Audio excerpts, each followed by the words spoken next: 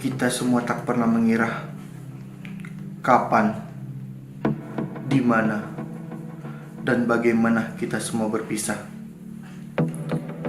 Kematian yang diciptakan Tuhanlah yang membuat kita yakin jalan satu-satunya kita berpisah. Tapi kita semua salah. Bukan kematian Tuhan yang membuat kita berpisah, tapi kematian yang kita ciptakan sendirilah yang membuat kita berpisah.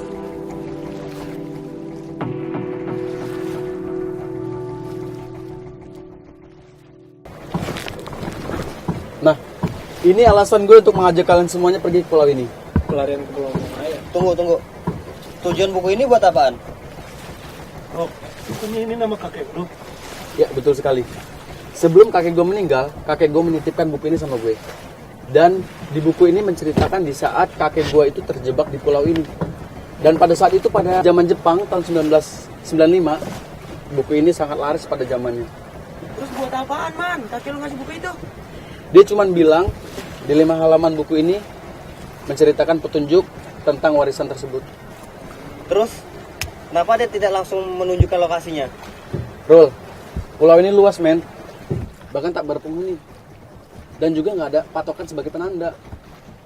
Bahkan sebelum kakek gue meninggal, dia belum tentu tahu petunjuk tentang buku itu. Nah, maka daripada itu kakek gue membuat sebuah petunjuk di buku biografinya. Sorry Man, bentar. Kenapa sih kakek lu harus mengabadikan petunjuk itu di buku ini? Nanti kan banyak orang yang tahu malah. Tenang, Bra. Dia nggak mungkin menjelaskan secara vulgar tentang buku ini. Bahkan semua kata-katanya itu disamarkan. Dan gue pun sendiri harus butuh waktu 3 minggu untuk menjabarkan buku petunjuk ini. Nah, kok lu sendiri yang dikasih tahu?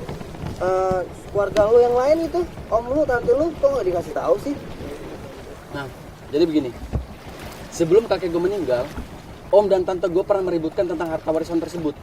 Bahkan salah satu dari tante gue atau om gue, mereka menyewa pengacara untuk mempeributkan masalah harta warisan tersebut. Nah, maka dari itu kakek gue merasa sedih, takut keluarganya. Ya, betul sekali. Tapi untuk itulah kakek lu mewariskan warisannya hanya untuk lu. Iya, dia nggak mau hubungan keluarganya semakin renggang. Gini ya, kan lu kan kemarin pernah nanya sama kakek lu. Kira-kira harta warisan ini berapa ya kisarannya? Ya, kurang lebihnya sekitar seperempat Monas sih. Hah? Serius lu? Seperempat Monas? Iya. Wow. Oh, seperempat Monas! Gila, seperempat Monas banyak banget! Bercanda lu. Bercanda serius dong.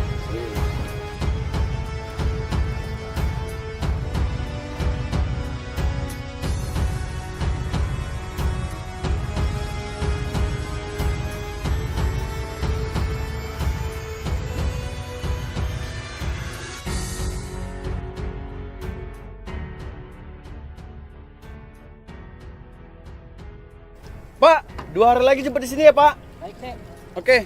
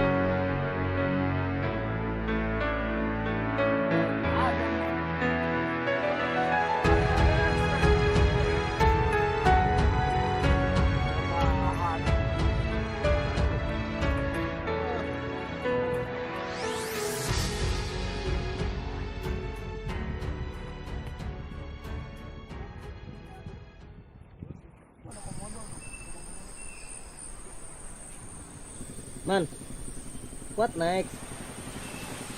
Oke. Oke, di lembar pertama petunjuknya ada kalimat saat aku berada di bagian ketiga pada tepi pantai yang mengikuti arah jarum jam saat matahari terbit. Nah, kalimat ini udah gue stabilo. Pulau ini ada 5 pesisir pantai dan tepatnya kita berdiri sekarang. Nah, pesisir ketiga jika berpatokan sama matahari terbit sesuai dengan arah jarum jam. Oke. Terus apa lagi? Nah, gue udah menandai kalimat ini di stabilo, men. Bunyinya seperti ini. Berjalan lurus tanpa beban sampai bayanganku tak terlihat lagi. Maksudnya gimana sih, Man? Nah, begini. Asumsi gue sih kita jalan lurus, men. Dan itu nggak terburu-buru banget. Dan sampai bayangan tak terlihat lagi. Lu paham kan? Maksudnya azan. Pas waktu subuh bukan? Ya, betul. Saat zuhur matahari tepat di atas kepala kita. Dan yang ketiga, ku memulai sebelum panggilan merdu itu terdengar. Maksudnya azan. Berarti kakek lu berjalan sebelum azan zuhur sekitar jam 11. Oke, berarti kita pas banget. Sekarang jam 11 dan kita bisa sampai titik pertama pas kita jalan 1 jam ke depan. Yaudah, tunggu apa lagi? Ayo kita jalan. Berarti kakek lu. Oke, come on. Iya. Ayo. Menunaikan salat zuhurnya. Ayo. Ayo, kakek. Iya.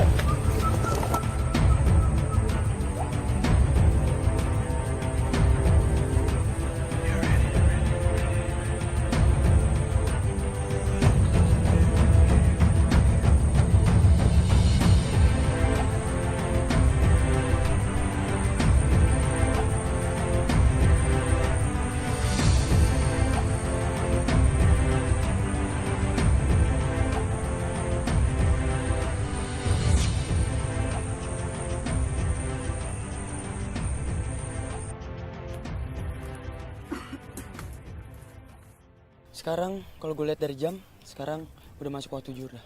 Kalian lihat dah, matahari udah di atas pas kepala kita. Oke deh, mungkin ini titik awal kita untuk berhenti sekaligus kita istirahat. Gimana? Oke.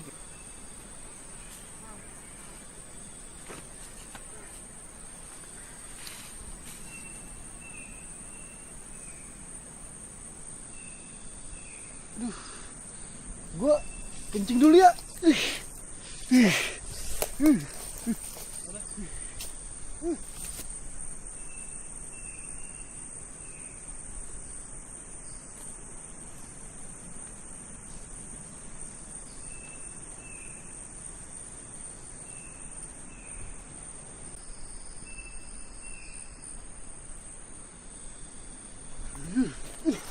Apaan lagi tuh?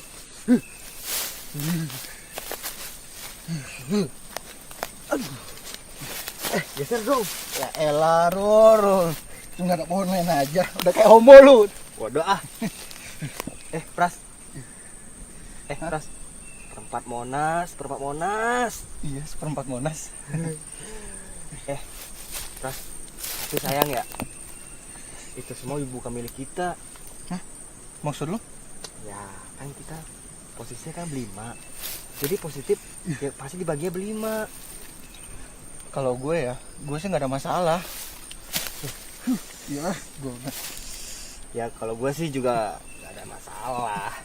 Ya gue mikirnya aja ya kan, itu kita rame. Ya kalau misal kita ada yang dapatnya sedikit, ada yang dapatnya banyak gimana? Itu warisan kan dari keluarga Hirman. Emang lu mau cuma dikasih uang rokok? Apalagi kita berlima. Tunggu dulu, gue punya rencana nih. Begini rencananya.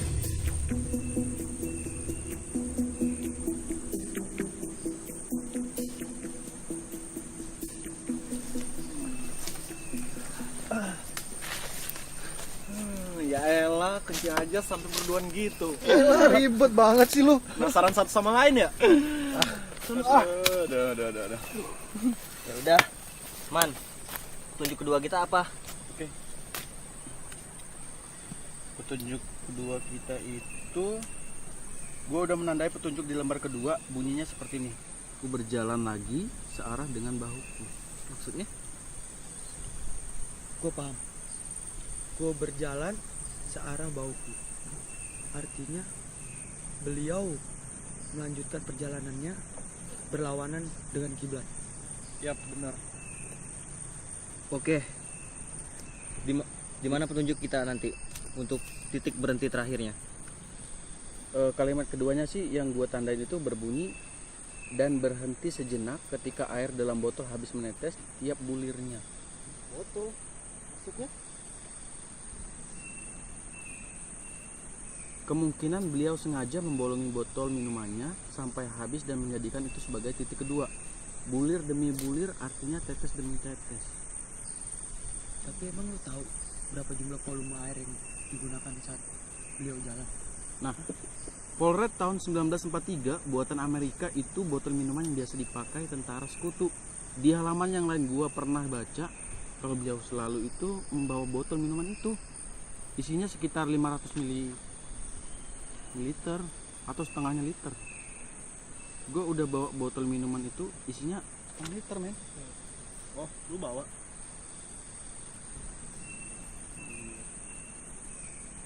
Ini gua sekarang bawa botolnya. Ini botol isinya setengah liter. Gua akan bolongin 2 sisi dari botol ini. Baru mau gue bocorin itu.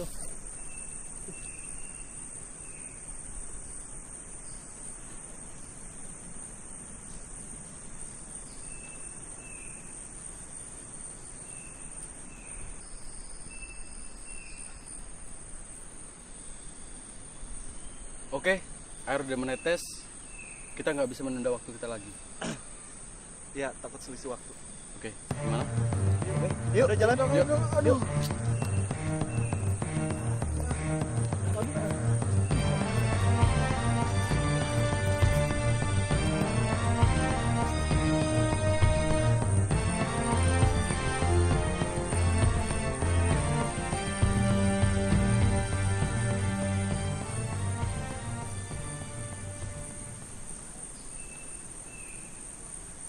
Gue kalau dia ngomong kayak gitu sakit hati, Pras.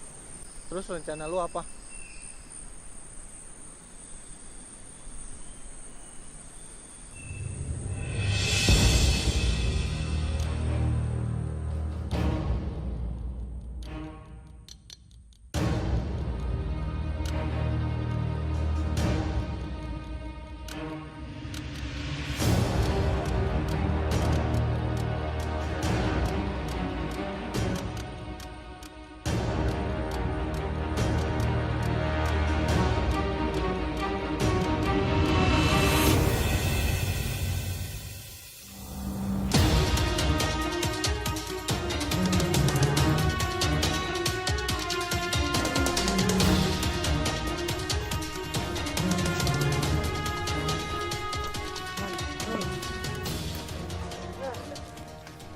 Mandrol.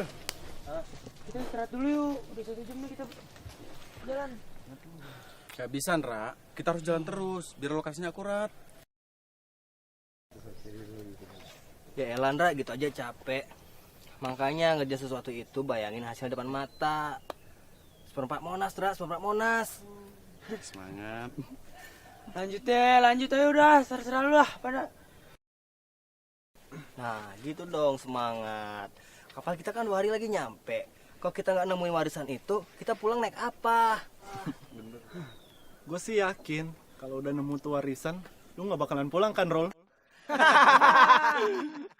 Emangnya kalau udah nemu tuh warisan, mau buat apa sih tuh uangnya? Gue juga bingung. Sedangkan keperluan gue nggak sampai ngeluarin 1/4 Monas juga. Kalau gue sih nggak mikir berapa jumlahnya. Banyak atau enggaknya itu kan hanya relatif. Sama seperti air dalam botol ini. Kalau air ini ditaruh ke wadah yang lebih besar, pasti kelihatan lebih sedikit kan? Tapi sebaliknya, air ini akan terlihat lebih banyak kalau ditaruh di wadah yang lebih kecil. Hah? Maksudnya? Sus, udah nggak usah dipikirin. Lu mah ngomong suka ngarang. Mulut sama otak sama-sama nggak sinkron. Mending ini kita jalan biar lokasinya lebih akurat. Gimana? Oke. Udah oke, yuk. Yuk kerja.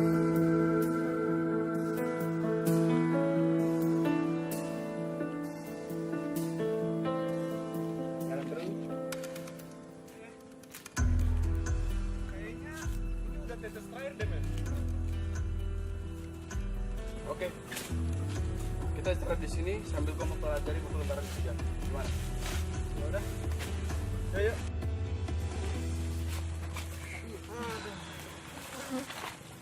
Ah.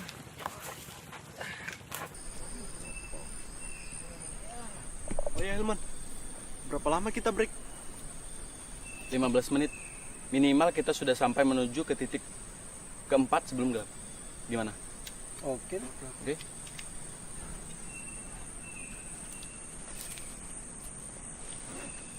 Riz, lu mau kemana? Nyerengin doang. Istirahat versi gua bukan kayak gini, men. Duduk-duduk gini malah bikin tambah pegel. Yaudah ya. Dasar lu Oke. dari tadi lu yang minta istirahat.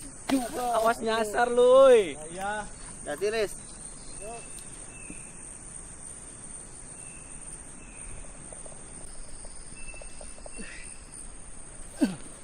Bener nih apa kata Haris? Kalau diistirahatin makin capek. Ini aja efeknya gue ngantuk. Terus lu mau kemana? Gue nyusul Haris deh. Bentar ya. Oke. Gue nyusul Haris. Yuk, hati ya. Yuk. Riz! Riz! Habis ini lu. Riz! Oh, sini lu rumahnya. Ya elah lu mah. Bener juga apa kata lu? Kalau dibawa istirahat malah makin capek. Buktinya, gue malah ngantuk sekarang. Kan gue bilang apa? Mendingan kita nikmatin aja pemandangan kayak gini. Jarang-jarang kan suasana kayak gini. Daripada di kosan, ketemunya ibu kos, tembok lagi. Pusing lah gue. Nah, makanya liburan semester kan dikit lagi nih. Anggap aja nih lagi liburan. Jadi waktu lu pas masuk, dosen ngasih lu buat tugas cerita tentang liburan itu, lu nggak perlu ngebleng. Itu dosen apa guru SD sih? Ya elah lu, macam orang lagi PDKT aja. Papa nanya. Apa lu ngeliat ini haus lu ya? Nah, ini minum. Lu gimana sih? Habisin. Minum nih. Ayo minum, lanjut. Lu haus ya? Gila bener. Maaf. Slow, habisin. Udah. Habisin.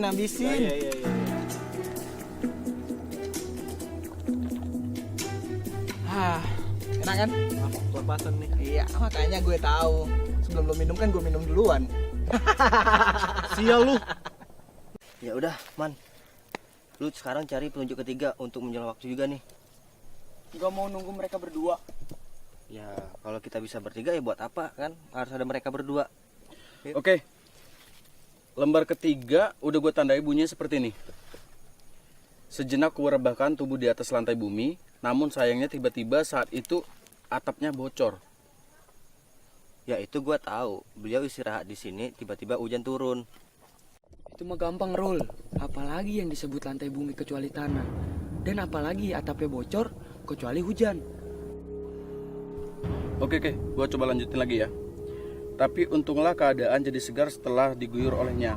Dan entahlah saat itu aku bingung kemana harus aku melangkah. Tapi bersyukurlah nelayan itu memberiku petunjuk sampai aku tiba-tiba sebelum gelap. Tunggu.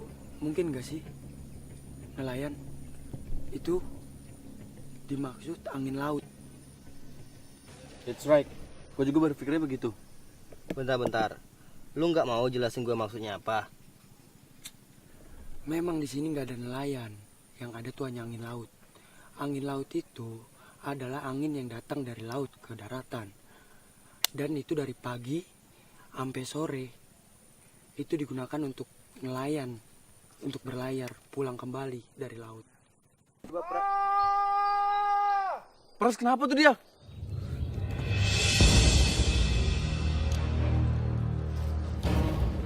Lu kenapa, Pras? Haris, Mas. Haris mana Haris? Harus kenapa? Haris dipotong ular. Oke guys, semua tenang. Man, lu sama Pras cek keadaan si Haris. Dan lu Ndra tetap di sini ya. Stay di sini, oke? Gua akan mencari obat penawar buat si Haris, oke? Oke? Siap. Ayo Pras. Di sana.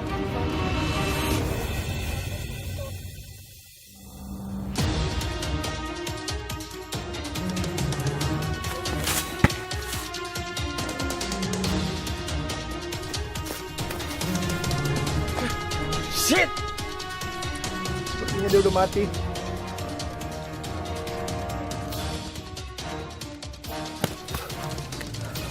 Cuma harus udah nggak ada.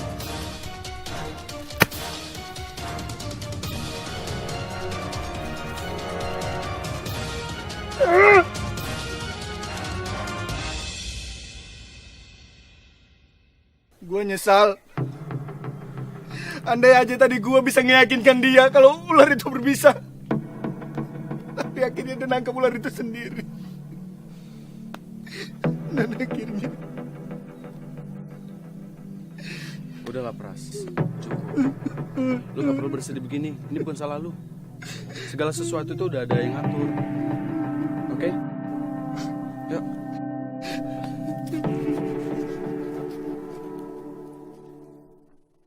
Shit. Rendra! Mana Rendra? Rendra mana? Rendra nggak ada. Rendra! Endra! Rendra!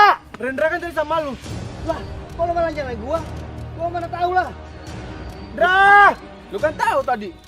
Di mana dia? Lah, gua kan nyari obat penawar buat Haris. Rendra! Oke, tenang. Coba lu telepon dia.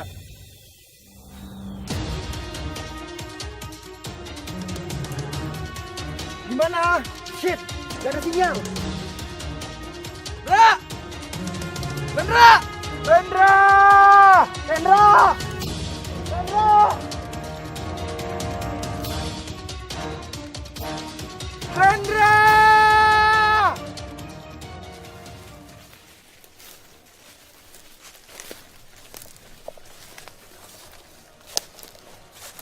Gue masih belum percaya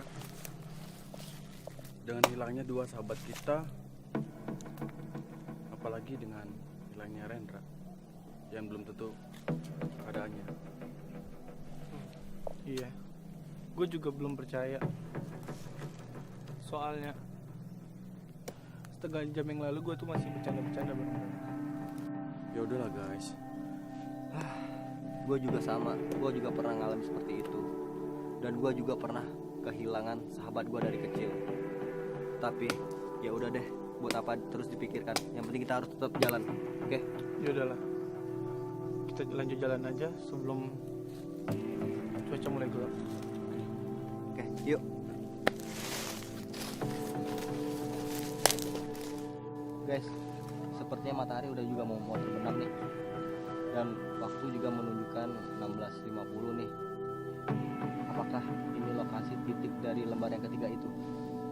Iya, sebab sih yang gue baca itu, kalau gue baca petunjuknya di lembar keempat, isinya hanya berbunyi di antara yang besar itu terlelap hingga melewatkan detik pergantian hari.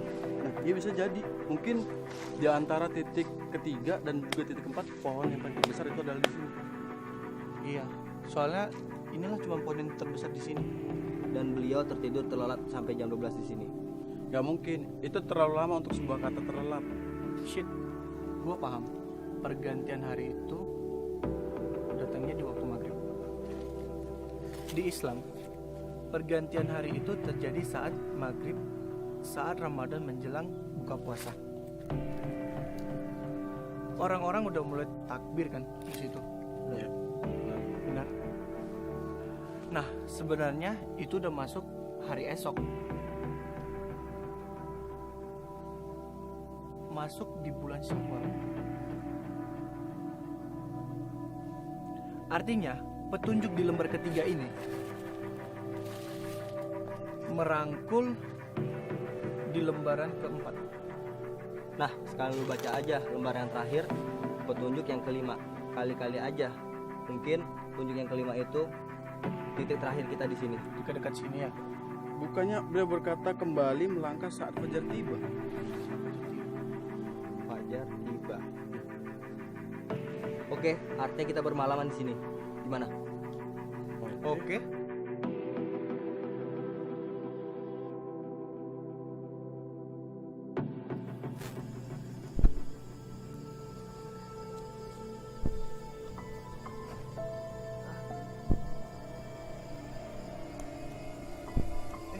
Belum tidur, Man.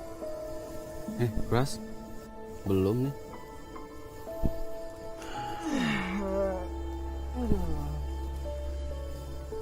Lo tau gak sih, keselnya di saat kita itu ditinggalin sama seseorang? Enggak. Emangnya gimana? Ya, munculnya selit-selit bayangan di saat kita bersama dia.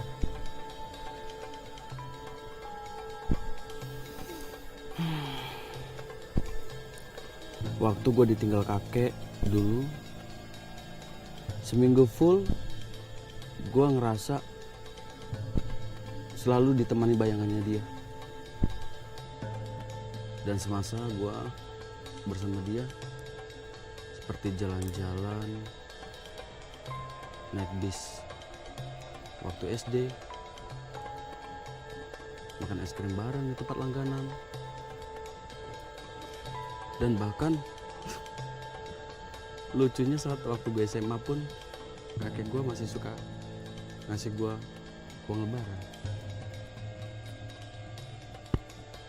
Tapi sialnya, kenapa bayangan itu muncul bersama barang-barang peninggalan kakek gue? Contohnya seperti tongkat, sarung, peci, dan bahkan cangkir yang biasa ia gunakan itu selalu terbayang.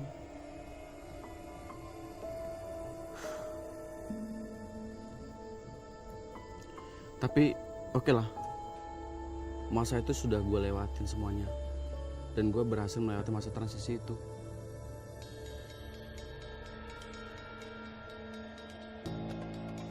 Mudah-mudahan rangkaian tersebut berhenti di Rendra. Maksudnya? Ya, maksud gue malam sudah makin larut, sebaiknya kita tidur. Mungkin ini karena efek ngantuk. Oke, Pras, good night.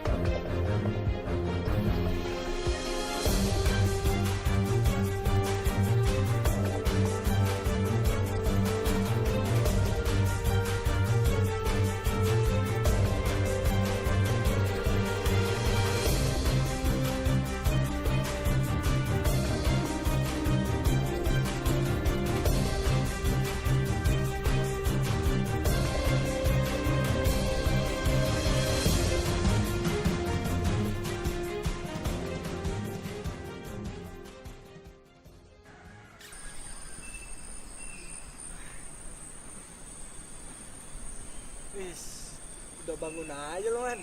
Yo, bro. Ruli belum bangun. Ruli. Gua kira dia tuh bangun. Gue dari tadi pagi jam 6 di sini belum ada siapa. Gue kira belum bangun. Iya beneran. Dia tuh nggak ada. Pras, dua sahabat kita tuh udah nggak ada, dan sekarang lu dengan gampangnya bilang Ruli nggak ada. Maksud lu nuduh gua kalau Ruli itu nggak ada? Asal lu tahu ya, Pras, semenjak kematiannya si Haris, gue udah mulai curiga sama lu. Kata lu Haris cepat pulang, tapi ternyata nggak ada sedikit pun luka di badannya. Oke. Jadi maksud lu nuduh gua kalau gua ngebunuh si Haris? Iya. Apa? Berani lu sama gua? Sini aja. Hah? Ya!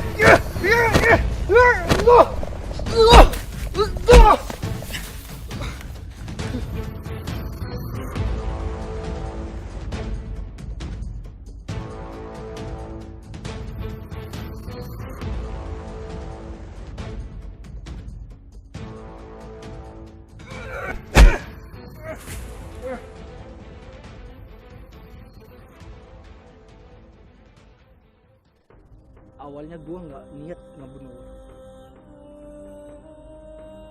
Tapi gue pikir lu tuh nggak bisa diajak kerjasama untuk warisan ini.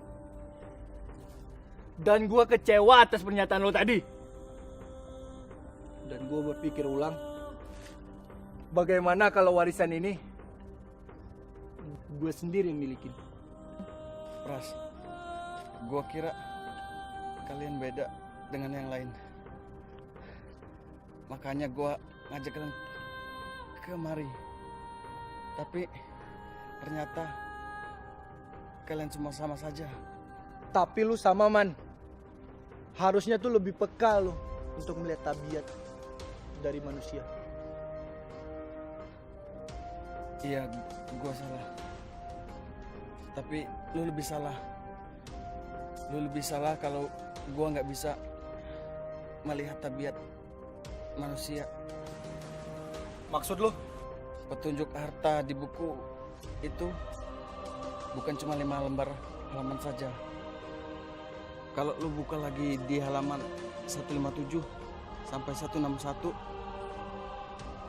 di baliknya ada 1 halaman lagi yang hilang.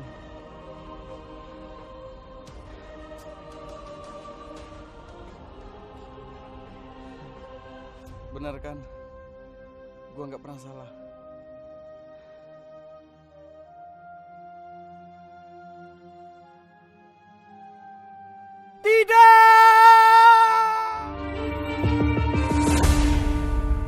Jadi, Irfan yang terakhir kamu bunuh. Ruli benar. Hidup hanya sebatas rangkaian antonim yang harus dilalui. Dan harta terkadang yang menjadi penentunya.